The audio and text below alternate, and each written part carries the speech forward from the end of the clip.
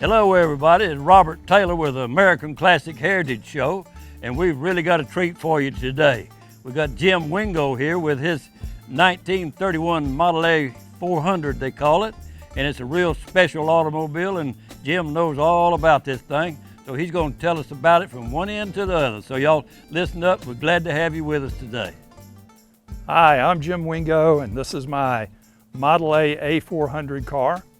I got into this car actually by having a dinner one night with a couple of friends, and one of my friends said that he had found a body for an A400 in a barn somewhere in Colorado, and he was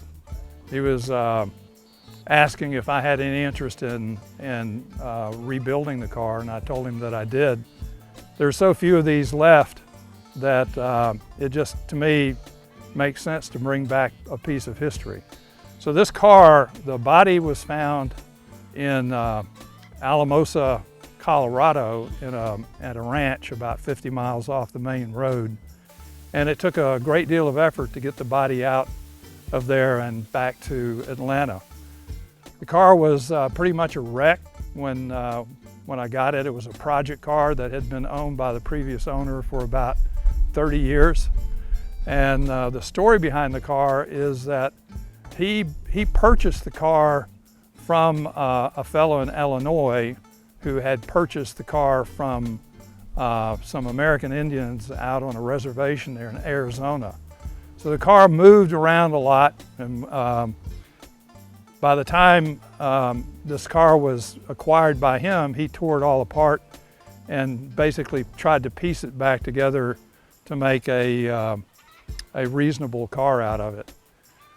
The intent of my rebuilding this car was to go touring in it. I didn't want to have a show car that would be put in a museum or put in a garage and brought out for parades. I really wanted to drive a unique car all over the country and basically show people in the country what Ford did with some really unique body designs.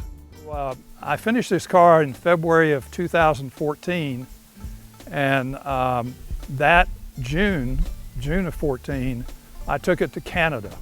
We drove the entire east coast of Canada up through all of the historical sites along the eastern seaboard, up through Maine, into New Brunswick, and went up to St. John, New Brunswick, and almost got to Nova Scotia, but we ran out of time. So we traveled back down through New England, across all the New England states in it, went back into Canada at Niagara Falls for the national meet of MARC that year, then drove up to the upper peninsula of Michigan.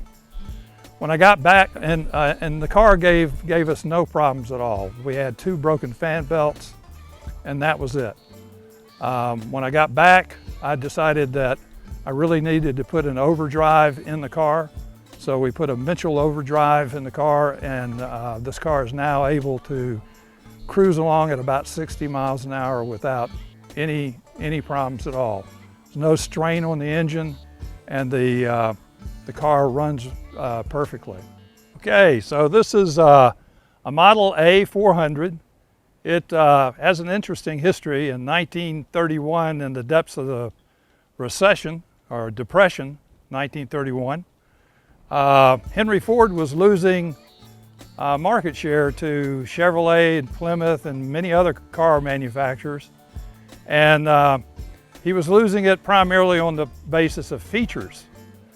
So he decided, along with his team, and his team consisted of Edsel Ford as well, his son, decided to create a car that would be sold to the 400 richest families in America.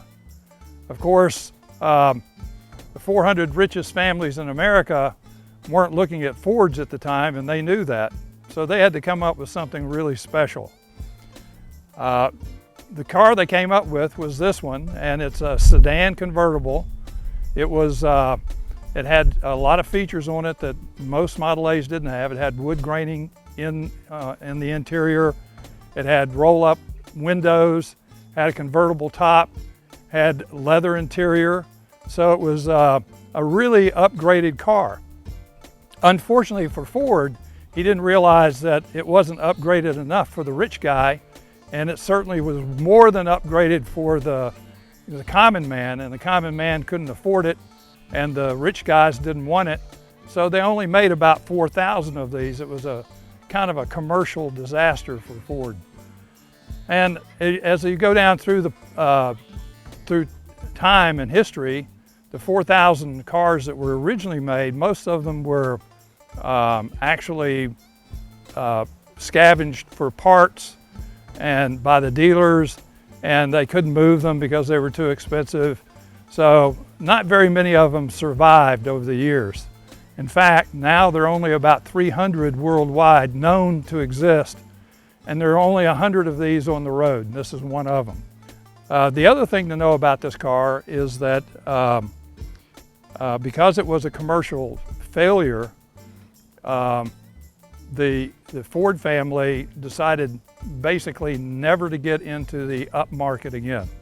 So this is the highest caliber car that Ford really made in the early years of the Model A. Shortly after this car was made, they came out with the V8 engine, which made this car obsolete. What you see here is that the car is basically a standard Model A from the Cal Ford. It looks like any other Model A that you could buy during the time in 1931. It has a slant windshield on it, which is a little bit different than the original windshields that went straight up and down. From the door frame back is a body by Murray. Murray was the body builder for Ford and created a really superb fitting top that goes to the body. So the last trip that I've taken this on, I took it out west. We went out to New Mexico. We trailered the car out to New Mexico because of time constraints, not because I didn't want to drive it, but because the time constraints wouldn't allow for us to drive it out there and get back in time for other things. So we drove it to Santa Fe, trailered it out to Santa Fe, and then drove it most of the way through southern Colorado, through Durango, Silverton, went to the Grand Junction area, out to Utah, Idaho, back across the entire state of Wyoming to Mount Rushmore, the Badlands of South Dakota, and then trailered it back home. We visited about 8 different national parks because this was the centennial of the National Park Service, and we wanted to hit as many of those parks as we could. One of the places that we went with this car that was really a challenge was taking it up Pikes Peak. We took it up Pikes Peak, 14,119 feet, and the air was very, very thin up there, and we stayed up there for the afternoon. Beautiful sights. Came back down the mountain, which was, for an old car like this, old design car like this, is a driver's challenge. You have to use a lot of downshifting. You have to watch the oil levels because it'll overheat and not overheat your brakes. So coming down the mountain actually was more difficult than going up, but got down without any problems. One minor problem we had with this car going up Pikes Peak, I started up Pikes Peak and the points closed up on me, which is a very simple thing to fix. But when the points closed up on me, it just stopped. So this was at the entrance of the mountain. So I had to back down Pikes Peak to get to a level spot to change the points. That was a bit hairy. Well, Jim, got the car looking really good. I was just looking here at the pinstriping. Is that done by hand? Well, it's done by hand by a gentleman out of Gainesville, Florida, and watched him do it, and I can't tell you how impressed I was. It is it dresses it up, and it looks like a super good job. Before I finished the car, I went to a national meet, MARC meet, and on display at that meet was an original A400 that had the original striping, how it was put on, and I took many photographs of that original striping, and this is a carbon copy basically of that original stripe, how it went on the hood.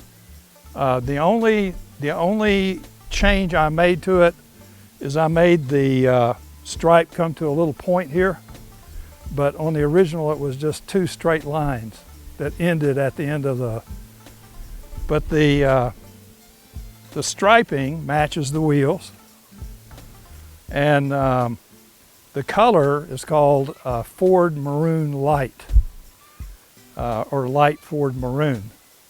And Light Ford Maroon is basically a derivative of the original Ford Maroon, just lightened up so you can tell that it's actually maroon. When you ordered these cars back in 1931, you could order a maroon A400, but it came with vermilion wheels, red wheels, and red striping. And just a personal preference, I didn't like red wheels or red striping, so I went with Tacoma Cream, which is not a perfectly correct car, but I like the color combination, so that's what I went with. And I noticed your air conditioning here with your windshield out like that. That's the only air conditioning you got? Well, when I move, I get air conditioner. Is that right? When I stop, I don't have it. While you're going, you're fairly cool then. Well, yes, sir. That's great. Well, boy, you got a super nice car here. And you say there's just a few of them around these days, huh? There's about 100 on the road, and many of those are very old restorations. Right. This is one of the newest restorations of an A400 out there. Right. I know some people have them and they just don't like to drive them because of the rareness of it and all that, but you don't seem to care about that. But it sounds like you've been everywhere in this Model A, and I know you've enjoyed it. And the heat gauge I see is thermometer there. You can see that from the inside. I can. And it doesn't give you much trouble about running hot? No. Ran a little hot going up Pikes Peak, but that was my fault because I didn't put enough water in it. Well, you can't blame it for going up Pikes Peak. I believe I'd run a little hot myself going up that thing. But I've heard tales about when they drive the old cars up there, that coming down is a problem because all the oil goes to the front of the pan and it's not really designed for that. And I guess it takes, what, an hour to get down the thing? It took a little bit more than that. They have a stop about halfway down the mountain where they check the temperature of your brakes, and if they're too hot, they'll pull you over. Yeah, well, that definitely helped, having to stop halfway down. But I've heard stories through the years about people driving the old cars up Pike Peak, and I know that is a real challenge, and I know you're proud to be able to be one of them that has done that, and especially in a fine Model A like this. Well, I noticed the doors are a little bit bigger on this A400 than a regular A model. I guess that helps you get in and out of the thing somewhat, right? It does. When they designed the car, they wanted easy access into the back seat. On the passenger side, the seat folds all the way forward so you can get in. And of course, that was to assist the ladies in getting in the back seat. Well, sure. I know I've got a Model A 29 touring car, and the door's not near big enough for after us guys get full-fledged people here. Get a little belly on us, it's hard to get in and out of it. Yeah, I think these doors are 6 or 7 inches longer than normal doors. That's a great feature, and I can tell that was a real nice selling feature, it seems like. But they say they robbed a bunch of parts off of them because they couldn't sell them back in the day? That's right, the dealers couldn't move them, so they found that the parts gave them more money than selling the car because nobody wanted to buy them. They were too expensive. Well, as we all know, the 30s and 31s, hard times. It wasn't an automobile market, was it? It was a hard time for everybody. That's right. I guess you just bought the very basic car, no thrills, just what you could get to get around on, I'm That's sure. right. Well, I'm glad they made it, because I'm glad you got it and got it in this shape so we can show people on the American Classic Heritage Show, because it's just one of a kind. Okay, well, this is a standard Model A engine. It's the engine that belongs in this car. It's not souped up or anything like that. Has 4 cylinders. If you were judging how big they are, they're about 1 liter each. This is the distributor, and which sends sparks to the spark plugs. This is a fuel line here. It's gravity fed, no fuel pump. You've got a Zenith 1 carburetor on it. These cars originally came with what they call a side bowl carburetor, but I like this carburetor better, so I put that on there for running purposes. This is your choke rod and your throttle control. This is your a vacuum line that basically powers the vacuum windshield wipers. Back in the old days, they didn't have electric wipers. They had vacuum powered wipers, and they were really bad because when you accelerate, you really need your wiper to go fast. They die because it takes basically the vacuum out of the system. This is your manifold, your exhaust manifold, and this tube down here is an oil return tube that delivers oil back and forth from the top of the engine to the bottom of the engine. It's a standard two-blade fan. This is what came with the car originally. You have a pulley that drives the fan, and this pulley also drives the water pump that is mounted on the front of the block of the engine. So your water is completely circulated through the engine to cool it. This is the main shutoff for the fuel. That's off and that's on. The earlier models of the Model A, this shutoff was actually in the engine, in the passenger compartment, but they had a number of fires, and as a safety feature, they moved it to the outside, so you had to turn it off from the outside of the car. Okay, well, this is a standard interior of a Model A for the most part, but there were certain upgrades to the A400. The car itself had wood grain. This is walnut wood grain. It's not really wood. It looks like wood, and there was a technique for painting metal to make it look like wood, and that's what we have here. We have standard controls on the Model A. We have a light switch, controls the headlights, the cowl lights. We have a spark advance, and we have a throttle control. I added turn signals as a safety feature on this car also that go into the original lights on the car. It has a vacuum-driven windshield wiper, and as you can see, the windshield will tilt out to allow air to come in through the car. So you have the shift lever, and you have the emergency brake arm, and this is what I added to the car. It's called an overdrive, a Mitchell overdrive, that allows the engine to travel at higher rates of speed without turning very, very fast. And this basically is the same kind of thing that you see in modern cars, except that it's built for a Model A. Well, this is the only convertible sedan that was made by Ford. Until much later in the 40s, when they started making convertible tops and sedans. This was the very first, and it was as I said earlier, this was pretty much a commercial failure because it was too expensive for the common man and not expensive enough for the rich guys. I built this trunk just before I left on the Western trip. It's made out of black walnut. It's a design that a friend of mine used on his car, and I liked it a lot, so made one that basically is a black walnut to go with the interior of the car, and it has a fold down front that allows for a workspace on the side of the road. This is an original 1931 Georgia tag. You think about why drive an old car to all of these places. I mean, you could just as easily drive a modern car.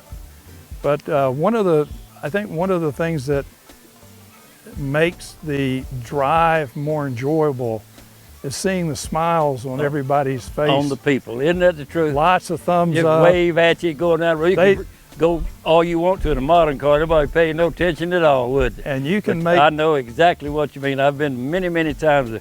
The people enjoy seeing the old cars. They remember when their daddy had one or their granddaddy had one, or it stirs up memories, and that's really a big kick for us. When we went out west and we went up to Canada, that's where we took it. We took it from dirt roads, back roads, holy roads, pothole roads. You can't imagine what this car has seen. And it's just been highly, highly reliable. Oh yeah, you're right. And I've seen pictures of the old Model T, older than this one, going up steps. They had it was so flexible, you could drive it up a set of steps, you know, almost unbelievable.